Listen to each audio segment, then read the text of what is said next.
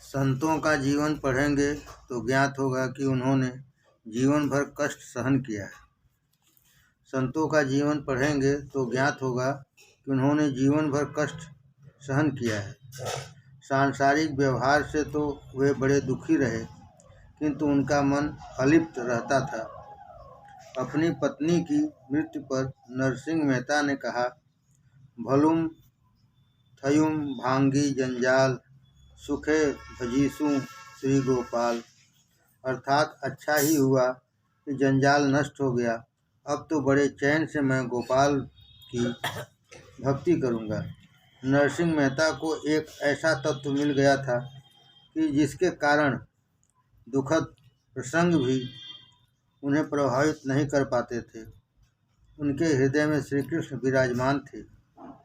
वृंदावन में कई साधु प्रतिदिन नंद महोत्सव मनाते हैं। तुम कल्पना और भावना से वृंदावन जाओ और इस महोत्सव को मनाओ।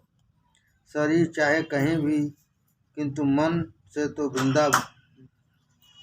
तो नंद बाबा के घर में ही निवास करो। शरीर चाहे कहीं भी, किंतु मन से तो नंद बाबा के घर में ही निवास करो। भावना करो कि तुम वहाँ सेवा करते हो और लाला के दर्शन कर रहे हो। अयोध्या की गोद में कन्हैया खेल रहा है, गायें उछल कूद कर रही हैं, गोपियाँ आनंद मना रही हैं। ऐसी कल्पना और स्मरण करते रहने से सारा दिन बड़े मज़े से गुजर जाएगा। यदि एक ही स्वरूप का ध्यान न किया जा सके तो कृष्णलीला का कीर्तन करो। यदि एक ही स्वरूप का ध्यान न किया जा सके तो कृष्णलीला का कीर्तन करो। कीर्तन में ऐसे लीन हो जाओ कि देह भान और देश काल का भान भी न रहे। यदि एक ही स्वरूप का ध्यान न किया जा सके तो कृष्णलीला का कीर्तन करो। कीर्तन में ऐसे लीन हो जाओ कि देह भान और देश काल का भान भी न रहे। नंद बाबा का गोकुल शुद्ध प्रेम भूमि है। उसमें स्वयं सुख पाने की नहीं, औरों को सुखी करने की भावना है। स्वयं सुख होने की और अन्य को सुखी न करने की भावना होगी तो सुख तुम्हारा ही त्याग करेगा। औरों को सुखी करने की इच्छा करने वाला कभी दुखी नहीं होता। नंद महोत्सव का आरंभ प्रातःकाल 4 बजे हुआ था, अतः इसे ब्रह्म मुहूर्त में ही मनाया जाए। ध्यान धारणा का सर्वोत्तम समय ब्रह्म मुहूर्त प्रातःकाल 4 से 5:30 बजे का है। प्रातःकाल प्रभु भजन से आनंद प्राप्त किए जाने पर सारा दिवस भी बड़े आनंद से व्यतीत हो जाता है। प्रातःकाल जल्दी उठकर आधा घंटा ध्यान करो। प्रातःकाल जल्दी उठकर आधा घंटा ध्यान करो। ईश्वर के साथ एकत्व साधो। 12 वर्ष तक इस प्रकार नियम पूर्वक पूजा करने से ईश्वर का अनुभव होगा। प्रातःकाल जप ध्यान प्रार्थना करने से परमात्मा तुम्हें सारा दिन पाप कर्मों से बचाएंगे। प्रातःकाल जप ध्यान प्रार्थना करने से परमात्मा तुम्हें सारा दिन पाप से बचाएंगे। प्रातःकाल में हृदय थोड़ा सा पिघलने पर सारा दिन आनंद में बीत जाएगा। यदि कुछ और न बन पाए तो आंखें बंद करके नंद महोत्सव का ध्यान धरोगे तो भी मन शुद्ध होगा। वृंदावन में बहुत से संत नंद महोत्सव के 18 श्लोकों का नित्य पाठ करते हैं। वृंदावन में बहुत से संत नंद महोत्सव के 18 श्लोकों का नित्य पाठ करते हैं। नवमी के दिन महोत्सव हुआ। श्रावण बदी द्वादशी के दिन भगवान शंकर गोकुल में पधारे। शंकर योगीश्वर हैं और कृष्ण योगेश्वर। शंकर योगीश्वर हैं और शंकर योगेश्वर। योगीश्वर और योगेश्वर का मिलन हुआ। भगवान शंकर निवृत्ति धर्म का आदर्श दिखाते हैं तो कृष्ण प्रवृत्ति मार्ग धर्म का, बाहर से प्रवृत्त और भीतर से निवृत्त, सभी प्रवृत्ति करते हैं किंतु किसी भी प्रवृत्ति में आसक्ति नहीं है। प्रवृत्ति करते तो हैं किंतु निवृत्ति की ही भांति। भगवान शंकर कहते हैं कि जिसे ब्रह्मानंद का आस्वाद लेना है उसे थोड़ी बहुत निवृत्ति तो लेनी ही पड़ेगी। जो चाय बीड़ी जैसी मामूली वस्तु का त्याग नहीं कर पाता है वह मोह माया काम कैसे छोड़ सकता है। जिसे भजनानंद चाहिए उसे विषयानंद को छोड़ना ही होगा। शिव जी किसी गांव में अधिक समय नहीं रहते, वे श्मशान में ही वास करते हैं। वे कहते हैं कि ध्यानानंद भजनानंद पाना है तो प्रवृत्ति कम करते जाओ। एक गृहस्थ ने अपनी एक कन्या एक किसान को दी थी और एक कन्या एक कुम्हार को। एक बार उसने किसान के घर आकर अपनी पुत्री को से कुशल मंगल पूछा। कन्या ने कहा, बारिश नहीं आ रही है, यदि बारिश आ जाए तो सब कुछ ठीक हो जाए। वह गृहस्थ वहाँ से उस कुम्हार के घर आया और अपनी वहाँ रहते हुई कन्या से हालचाल पूछने लगा तो इस कन्या ने कहा, मिट्टी के बहुत से बर्तन बना लिए हैं और अब भट्टी में पकाना है। मैं चाहती हूँ कि बारिश आए ही नहीं। यह कथा सभी की है। जीव पिता है और प्रवृत्ति निवृत्ति दो पुत्रियाँ। ये दो कन्याएं एक साथ नहीं रह सकती। साथ रहने आएंगी तो दुखी हो जाएंगी। निवृत्ति का आनंद लेना है तो प्रवृत्ति का मानसिक त्याग करो। जब तक शारीरिक शक्ति है प्रवृत्ति का विवेक पूर्वक त्याग करते जाओ। वैसे तो रक्तचाप ब्लड प्रेशर बढ़ जाने पर डॉक्टर के कहने पर सेठ आराम करते हैं किंतु वह सच्ची निवृत्ति नहीं है। सभी प्रवृत्तियां एक साथ छोड़ देना असंभव है किंतु प्रवृत्तियों का ऐसा आयोजन करो कि प्रभु सेवा के लिए पर्याप्त समय मिलता रहे। वेदांत का अधिकार विरक्त को है, विलासी को नहीं। बातें तो ब्रह्मानंद की करें किंतु प्रेम धन संपत्ति नारी जड़ पदार्थों से करें तो वह सच्चा ब्रह्मज्ञानी नहीं है। जगत मिथ्या है ऐसा बोलने मात्र से नहीं अनुभव करने से लाभ होता है। व्यवहार मिथ्या है ऐसा मानकर व्यवहार करो। मानव को यह भान ही नहीं रहता है कि धन संपत्ति की दौड़ में वह ईश्वर को भूल रहा है। मानव को यह भान ही नहीं रहता है कि धन संपत्ति की दौड़ में वह ईश्वर को भूल रहा है। भगवान शंकर श्रावण मास के कृष्ण पक्ष की द्वादशी के दिन श्री कृष्ण के दर्शन करने आए। योगीश्वर और योगेश्वर का मिलन हुआ। शंकर अकेले ही आए। भक्ति में यदि संग अच्छा न होगा तो भक्ति कार्य में विक्षेप होगा। भजन और दर्शन तो अकेले ही किया जाए। औरों को अपने साथ रखने से हम रजोगुणी हो जाते हैं। कई लोग भजन या दर्शन करने के लिए औरों को भी बुलाने जाते हैं। कई लोग भजन और दर्शन करने के लिए औरों को भी बुलाने जाते हैं। सत्कर्म के लिए औरों को प्रेरणा देना वैसे तो बड़ी अच्छी बात है किंतु साथ हो लेने पर रास्ते में भली बुरी बातें भी हो जाती हैं जो ठीक नहीं है। भजन और दर्शन एक चित्त से करो।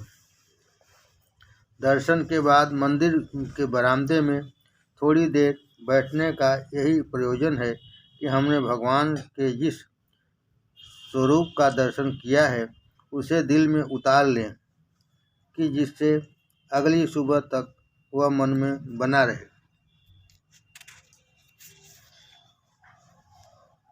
कई लोग ऐसे हैं जिनके दर्शन के बाद यदि पूछा जाए कि आज ठाकुर जी का श्रृंगार क्या था, वस्त्र परिधान कौन सा था, तो वे सिर खुजलाएंगे। दर्शन के बाद यदि ठाकुर जी को मन में बसाकर घर ले जाया जाए तभी वह दर्शन सार्थक है। अधिकतर लोग भगवान को मंदिर में ही छोड़कर अपने अपने बंगले पर या दुकान पर चले जाते हैं। ईश्वर के सिवाय अन्य किसी का भी संग न करो। ईश्वर के सिवाय और किसी का भी संग न करो। जीव अभिमानी और विश्वासघाती है। संतों की दृष्टि हमेशा प्रभु के किसी न किसी रूप में अटकी रहती है। बाह्य दृष्टि तो हमेशा ही झुकी हुई होती है। भगवान शंकर की दृष्टि भी ब्रह्म में ही स्थिर थी। शंकर के दो विशिष्ट गण थे, श्रृंगी और भृंगी। वे दोनों भी शंकर के साथ साथ चलने की हट करने लगे। वे कहने लगे, यदि उन्हें साथ नहीं ले जाएंगे तो वे सभी को बता देंगे कि यह कोई साधु नहीं, भगवान शंकर हैं। शंकर ने कहा, मैं अकेला ही जाऊंगा। तुम्हें साथ ले चलूंगा तो दर्शन ध्यान में विक्षेप होगा। आज आए सदाशिव गोकुल में कई महात्माओं ने इस लीला का बड़ा रसीला वर्णन किया है। जो आज तक निरंजन थे वे आज अपेक्षा वाले बन गए। यदि प्रभु ने तुम्हें संपत्ति दी हो तो संकल्प करो कि हर रोज सुपात्र साधु संतों और गरीबों को भोजन कराओगे। यदि प्रभु ने तुम्हें संपत्ति दी हो तो संकल्प करो कि हर रोज सुपात्र साधु संतों और गरीबों को भोजन कराओगे। यशोदा जी का नियम था कि सुपात्रों को रोज भिक्षा दी जाए। शिव जी का आगमन हुआ। लोग कहने लगे कि यह साधु तो शिव जी सा लगता है। शिव जी अपने तेज को आखिर कब तक छिपा सकते हैं। शिव जी के पास दासी आई और कहने लगी, महाराज, यशोदा जी ने यह भिक्षा भेजी है, आप इसे स्वीकार करें और लाला को आशीर्वाद दें। शिव जी, मैं भिक्षा नहीं लूँगा, मुझे किसी भी वस्तु की अपेक्षा नहीं है, मुझे बाल कृष्ण का दर्शन करना है। दासी ने यशोदा को समाचार पहुंचाया कि साधु महाराज और कुछ लेना नहीं चाहते, वे तो केवल लाला के दर्शन के लिए ही इतनी दूर तक आए हैं। संत की परीक्षा वेशभूषा या जाति पात से नहीं, उसकी आँखों और मनोवृत्ति से की जाती है। ब्रह्म ज्ञान सुलभ है, किंतु ब्रह्मद्रष्टा प्रत्येक में ब्रह्म के दर्शन करने वाला संत दुर्लभ है। ब्रह्म ज्ञान सुलभ है, किंतु ब्रह्मद्रष्टा प्रत्येक में ब्रह्म के दर्शन करने वाला संत दुर्लभ है। यशोदा ने खिड़की से झांक कर महाराज को देखा और कहा, महाराज, यदि भिक्षा कम हो तो मैं कुछ और देने को तैयार हूँ, किंतु मैं लाला को बाहर नहीं लाऊंगी। तुम्हारे गले में सर्प है, जिसे देखकर मेरा लाला डर जाएगा। शिव जी, माता, तेरा कन्हैया तो काल को काल, ब्रह्म को ब्रह्म है। वह न तो किसी से डर सकता है और न उसे किसी की कुदृष्टि लग सकती है। वह तो मुझे पहचानता भी है। यशोदा जी, कैसी बात कर रहे हैं आप? मेरा लाला तो नन्हा सा है, आप हट न करें। शिव जी, मैं तेरे लाला के दर्शन किए बिना यहाँ से हट नहीं सकता। नंद बाबा के गांव के पास आज भी आशेश्वर महादेव का मंदिर है। आज भी शिव जी वहाँ लाला के दर्शन की आशा लगाए बैठे हैं। ब्रज 84 की प्रदक्षिणा कम से कम एक बार तो करनी ही चाहिए। ब्रज 84 परिक्रमा महापुण्यदायी है, इससे जीवन के सारे पाप जल जाते हैं। ब्रज तो लीला भूमि है, वहाँ बैठकर ध्यान करोगे तो परमात्मा स्वयं लीला रहस्य समझाएंगे। इधर बाल कन्हैया ने जाना कि बाहर शिव जी पधारे हैं और माता उसे वहाँ नहीं ले जाएंगी, तो जोरों से रुदन शुरू कर दिया। दासी यशोदा से कहने लगी, माता जी, उस साधु के ओठ हिल रहे हैं, मानो न मानो उसी ने कुछ मंत्र प्रयोग किया है कि जिससे लाला रो रहा है। ऐसा साधु कभी देखने में नहीं आया है। मैं बालकृष्ण को बाहर ले जाऊं और साधु से आशीर्वाद मांगूं। और फिर उसने कन्हैया का श्रृंगार कर दिया। यशोदा ने दासी से कहा, उस महाराज से कहना कि लाला को देखना, किंतु टकटकी लगाकर मत देखना। वृंदावन के बांकी बिहारी का स्वरूप दिव्य है। श्रीनाथ जी का स्वरूप भी अद्भुत है। जब तक स्वरूपाशक्ति नहीं हो पाती, भक्ति हो नहीं सकती। लौकिक नाम रूप के प्रति वैसी आसक्ति है जैसी आसक्ति है लौकिक नाम रूप के प्रति जैसी आसक्ति है, वैसी ही आसक्ति प्रभु के नाम रूप से हो जाए, वही भक्ति है। लौकिक नाम रूप से के प्रति जैसी आसक्ति है, वैसी ही आसक्ति प्रभु के नाम रूप से हो जाए, वही भक्ति है। बांके बिहारी के मंदिर में पर्दा होता है। पर्दा ही तो माया है। जीव ईश्वर का दर्शन करता है, तब बीच में माया का पर्दा आ जाता है। मंदिर में राधा जी का सेव्य स्वरूप है। बांके बिहारी 2 मिनट राधा जी को और फिर जगत को दर्शन देते हैं। 4 आंखें मिलने पर ही दर्शन में आनंद आता है। कन्हैया हंसता है, इस साधु ने जादू किया है। महाराज की नज़र में जादू है। वह साधारण साधु नहीं है। दासी लाला को शिव जी के पास लाई। शिव जी ने दर्शन करके प्रणाम किया। दर्शन करके आनंद तो हुआ, किंतु तृप्ति नहीं हो पाई। मुझे कन्हैया से मिलना है। आनंद अद्वैत में है, द्वैत में नहीं। मुझे अपने प्रभु से मिलना है, श्री कृष्ण के साथ एक होना है। जब तक ईश्वर में जीव थोड़ा सा भी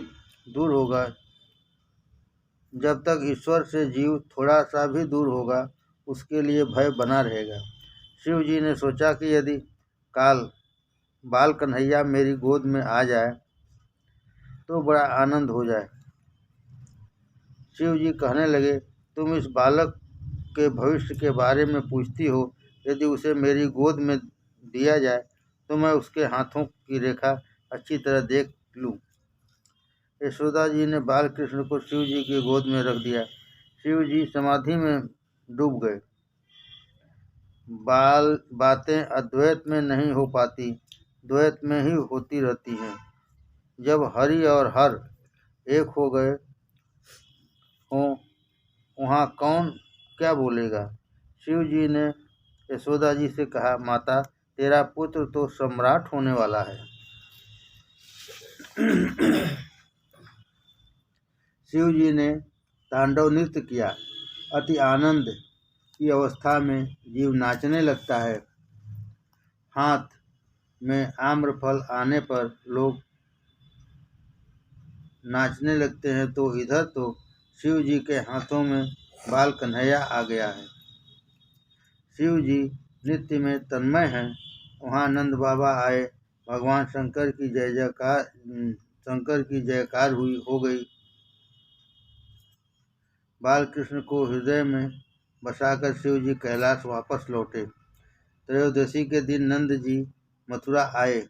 चतुर्दशी के दिन पुतना आई। नंद बाबा प्रतिवर्ष कंस को कर देते थे। इस बार भी कर देने का समय आ गया। नंद बाबा ने कहा, कन्हैया को संभालना। परमात्मा से हमेशा संबंध बनाए रहो। सभी के रक्षक की रक्षा तो कौन करेगा।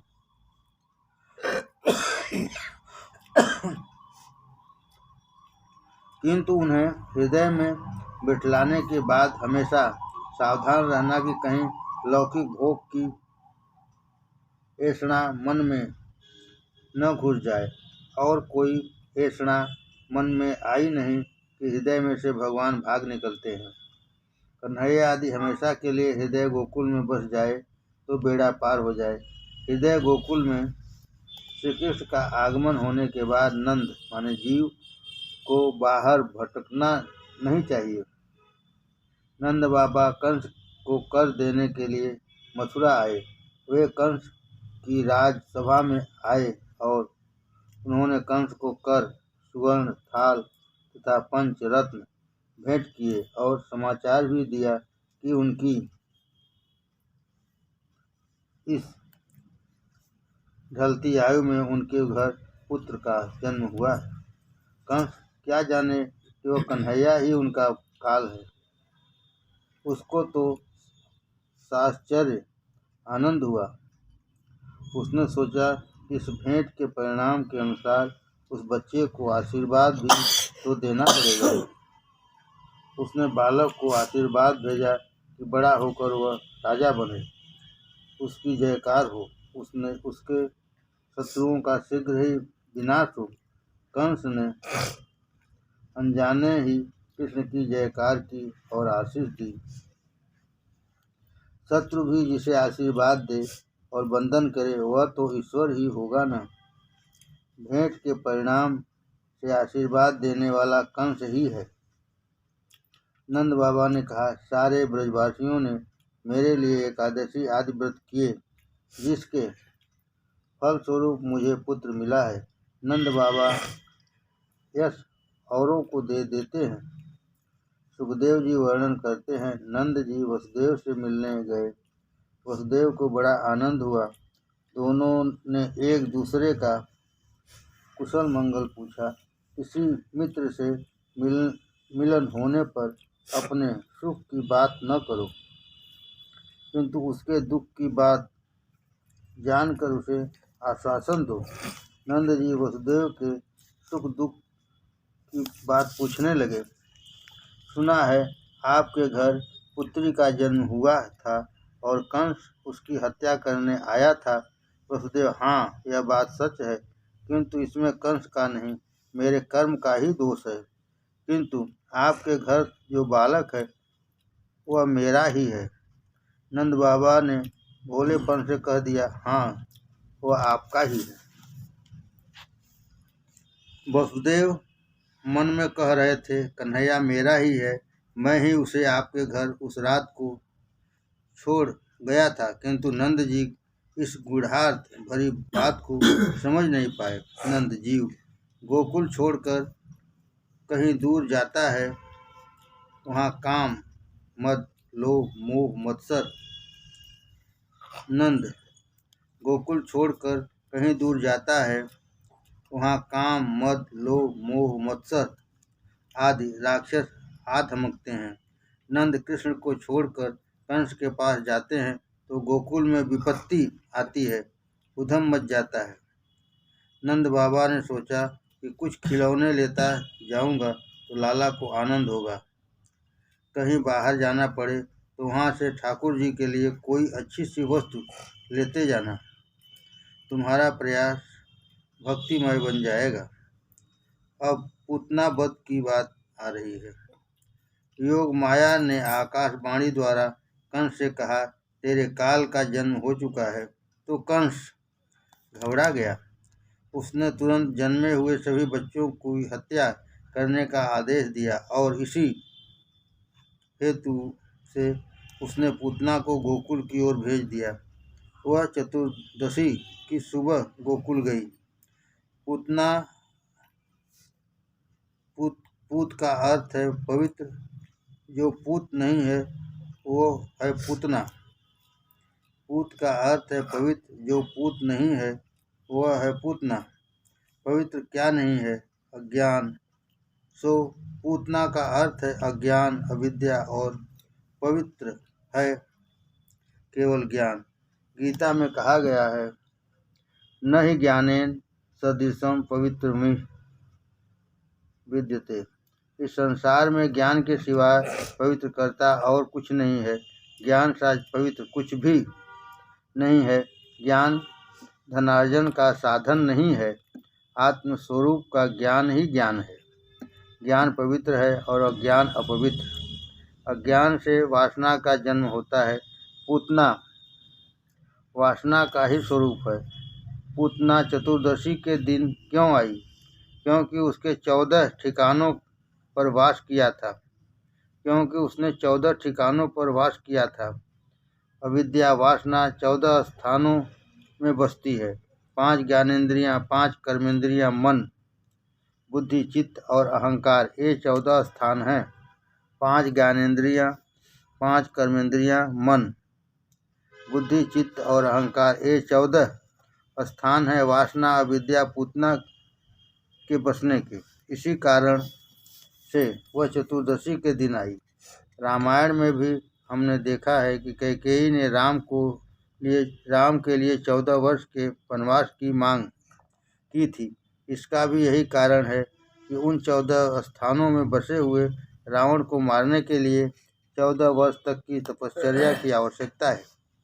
नीति और धर्म के मना करने पर भी यदि आंखें पर स्त्री के पीछे भागे तो मान लो कि अपनी आँखों में पूतना आ बसी है। अपनी आँखों में पूतना आ बसी है। स्त्री को स्त्री रूप में नहीं, ब्रह्म रूप में देखो। आँखों में से होता हुआ पाप मन में दाखिल हो जाता है। आँखों में पूतना होगी तो काम मन में भी बसेगा। जगत के किसी भी व्यक्ति को भगवत भाव से देखने में कोई बुराई नहीं है, बल्कि अच्छाई ही है। किंतु किसी भी व्यक्ति को सांसारिक काम भाव से देखोगे तो समझ लेना कि मन में पूतना आग बसी है।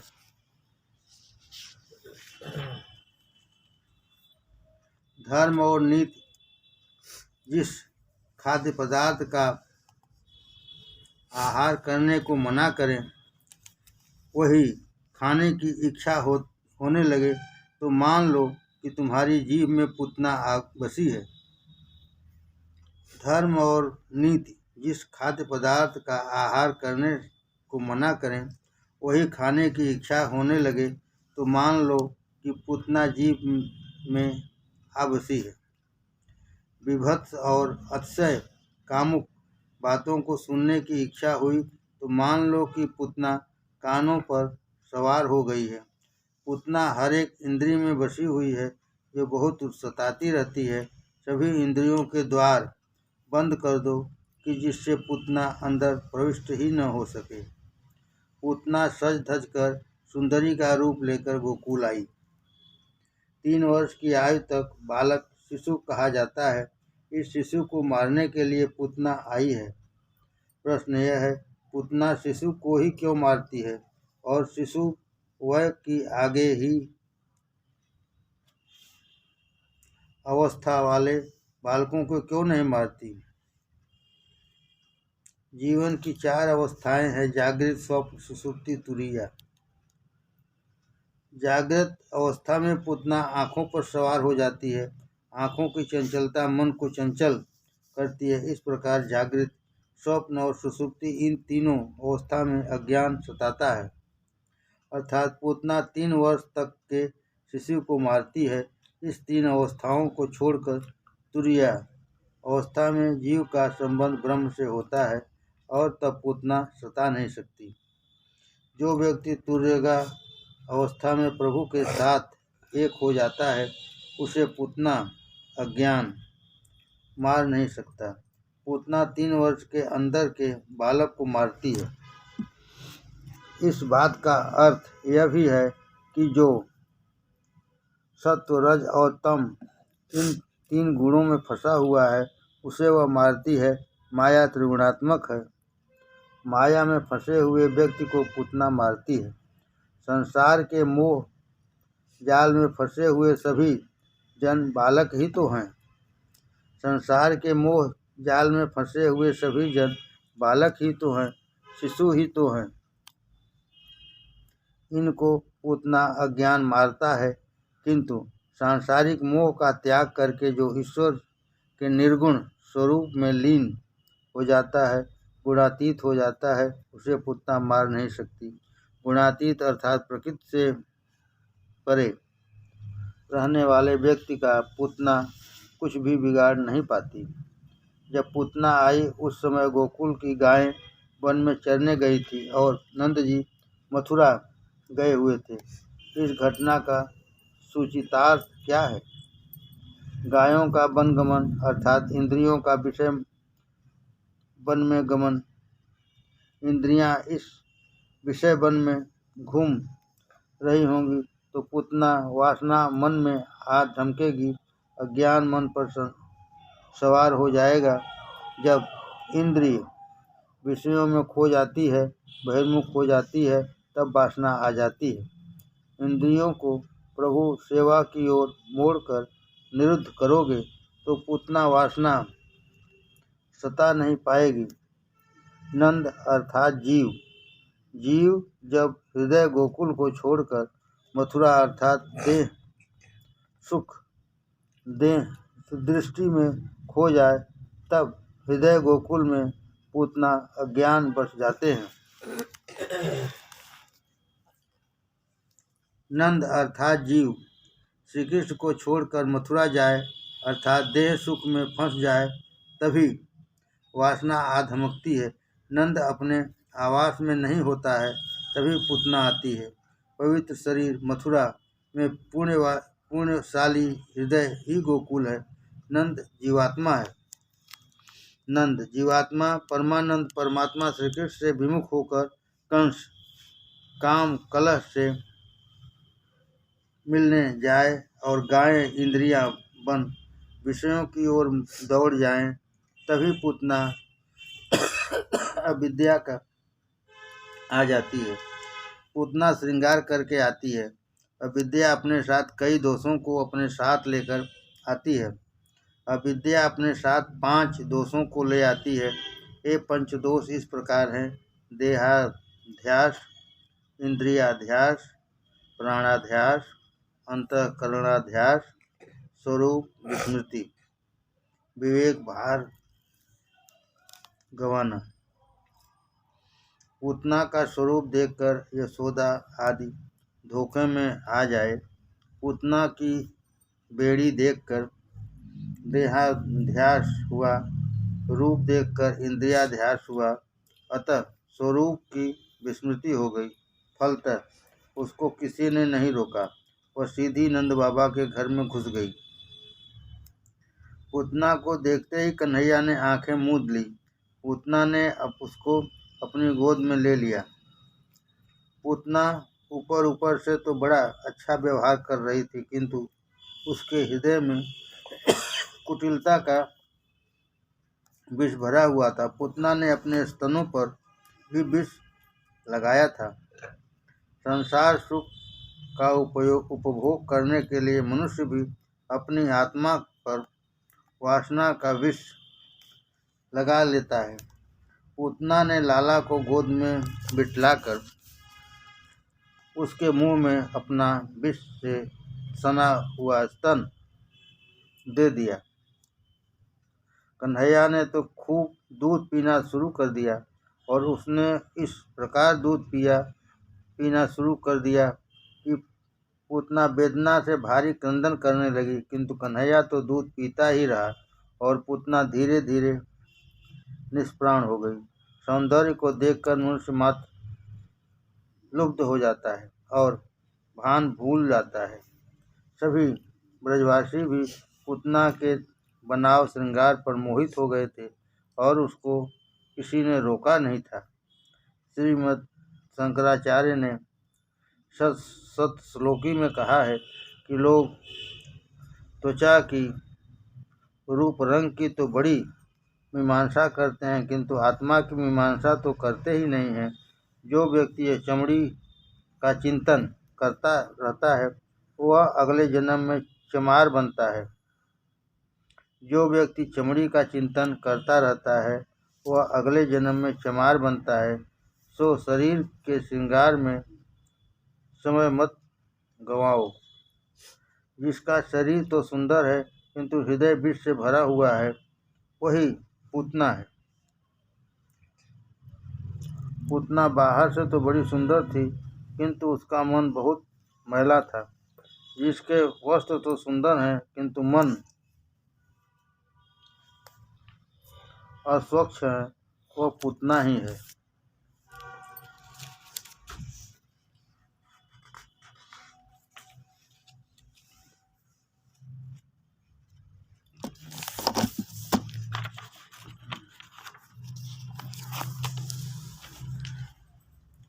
जिसकी आकृति तो अच्छी है किंतु कृति बुरी है वही पूतना है। चारित्र की जांच पड़ताल किए बिना किसी का पानी तक न पिया जाए। चारित्र की जांच पड़ताल किए बिना किसी का पानी तक न पिया जाए, चाहे बर्तन प्याले चमचमाते क्यों न हो, किंतु उसका मन मैला हो सकता है। बड़े बड़े तपस्वी भी सौंदर्य के मोहजाल में फंस चुके हैं। आमना सामना हो जाने पर प्रशंसा करे किंतु उसकी अनुपस्थिति में निंदा करे, वह भी पूतना है। जो भी अच्छा बुरा कहना है वह उसके सामने ही कह देना चाहिए। जीव का स्वभाव उस पूतना जैसा ही है। अपनी आत्मा पर अज्ञान अविद्या का आवरण लगाकर वह विषयानंद में डूब जाता है। किसी के बाह्य रूप रंग बनाव श्रृंगार से मोहित होना नहीं चाहिए। जो बाहर से सुंदर हो वह अंदर से भी सुंदर ही होगा, ऐसा मान लेना मूर्खता है। पूतना दुष्ट थी, फिर भी ब्रजवासी उसके रूप रंग के कारण धोखा खा गए थे। वासना उभर आने पर जीव अपना स्वरूप भूल जाता है। पूतना अज्ञान के कारण ही स्वरूप विस्मृत हो जाती है। पूतना को देखकर ब्रजवासियों को इंद्रियाध्यास हुआ और स्वरूप की विस्मृति हुई। वासना पूतना का विनाश होने पर ही कृष्ण मिलन हो पाता है। सो मानो श्री कृष्ण वासना रूप पूतना को मारकर शकुन करते हैं। मनुष्य वासना का दास है, अतः उसका पतन होता है। वासना रूपी पूतना से कभी आंखें न मिलाना। आँखों को ईश्वर से ही लगाए रहोगे तो वासना तुम्हारे हृदय में कभी आ न पाएगी। पूतना को किसी ने न रोका, सो वह अंदर आ गई। जब वह अंदर आ गई तो कन्हैया ने आंख मूंद ली। साधारणतः पूतना आँखों के द्वारा ही मन में घुस जाती है और फिर निकलने का नाम ही नहीं लेती है। आँखें बिगड़ी नहीं कि मन भी बिगड़ जाएगा, तो आँखों को हमेशा बचाए रखना। दर्शन में तभी आनंद मिलता है जब भगवान दृष्टि देते हैं, अर्थात आँख मिलाते हैं। पूतना मलिन हृदय लेकर कन्हैया के पास गई तो भगवान ने आंखें मिलाई ही नहीं, मूंद ली। भगवान हमेशा दिखाना चाहते हैं कि पापी से वे आंख नहीं मिलाते। उनके सामने उसके सामने देखते तक नहीं हैं। भगवान वस्त्र या बनाव श्रृंगार नहीं, मन देखते हैं। बाहर से सजीले किंतु मन के मैले व्यक्ति से वे आंखें नहीं मिलाते हैं। भगवान से तो हमें यही प्रार्थना करनी है, नाथ हम आपकी शरण में आए हैं, मुझ पापी को भवसागर पार करा दीजिए। मौसम कौन कुटिल खल कामी, जिन तन दियो ताहि बिसरायो, ऐसे नमक हरामी। सूर कहे श्याम सुनो, शरण है तिहारो, अब की बार पार करो नंद के दुलारे। किंतु जीव बड़ा अभिमानी है, वह ऐसी प्रार्थना करता ही नहीं है। जीव है तो खाली हाथों वाला, फिर भी वह अकड़ कर ही चलता है। नहीं विद्या बल वचन चातुरी, ईश्वर की कृपा से बिना मनुष्य के पास आ ही क्या सकता है। जीव भगवान की शरण ले तो उसके साथ सभी पाप दूर हो जाते हैं, क्योंकि भगवान ही ने तो वचन दिया है, सन्मुख होय जीव मोहि जबहि, जन्म कोटि अघनाशय तबहि। गीता में भी कहा गया है, न में भक्त प्रणयस्यति, जो मेरा हुआ है उसका कभी कोई विनाश नहीं कर सकता। शुद्ध प्रेम में तो औरों को सुखी करने की ही भावना होती है। शुद्ध प्रेम में तो औरों को सुखी करने की ही भावना होती है। तैत्तिरीय तैत्तिरीय उपनिषद में के 4 सूत्र हैं। मातृदेवो भव, पितृदेवो भव, आचार्य देवो भव, अतिथि देवो भव। एक महात्मा ने इस सूत्रों में एक और सूत्र जोड़ दिया है, परस्पर देवो भव। काल नहीं कलेवा मन बिगड़ गया है, जिसके कारण कलयुग आया हुआ है। काल नहीं कलेवा मन बिगड़ा हुआ है, जिसके कारण कलयुग आया हुआ है। मनुष्य यदि एक दूसरे को देव रूप मानने लगे तो कलयुग सतयुग बन सकता है। मनुष्य यदि एक दूसरे को देव रूप मानने लगे तो कलयुग सतयुग बन सकता है। विबुद्धिताम बालकम प्रियाग्रहम चराचर आत्मास निमीलिते क्षण। पूतना को देखते ही कन्हैया ने अपनी आंखें क्यों मूंद ली? महात्माओं ने कई कारण बताए हैं इसके।